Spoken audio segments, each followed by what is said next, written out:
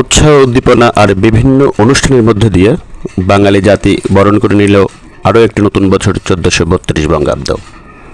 নতুন বছরকে স্বাগত জানিয়ে দেশবাসীকে শুভেচ্ছা জানিয়েছেন মহামান্য রাষ্ট্রপতি শাহাবুদ্দিন চুপ্পু এবং মাননীয় প্রধান উপদেষ্টা প্রফেসর ডক্টর মোহাম্মদ ইউনূস। এদিকে নতুন বছরকে স্বাগত জানিয়ে দেশের বিভিন্ন জায়গায় মেলা, ঘোড়দৌড় সহ বিভিন্ন অনুষ্ঠান উদযাপিত হয়েছে। অন্তর্বর্তী সরকার গণতান্ত্রিক রাজনৈতিক নেতৃত্বকে ভয় পাচ্ছে, এমনই মন্তব্য করেছেন ছাত্রদলের সাধারণ সম্পাদক নাসির উদ্দিন নাসির। সোমবার নিজের ভেরিফাইড ফেসবুক আইডিতে দেওয়া এক পোস্টে এ মন্তব্য করেন তিনি।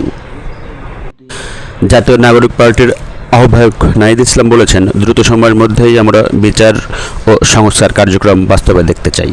সোমবার রাজধানীর স্কার্টন রোডে এনসিপি আয়োজিত পহেলা বৈশাখ অনুষ্ঠানে তিনি এসব কথা বলেন।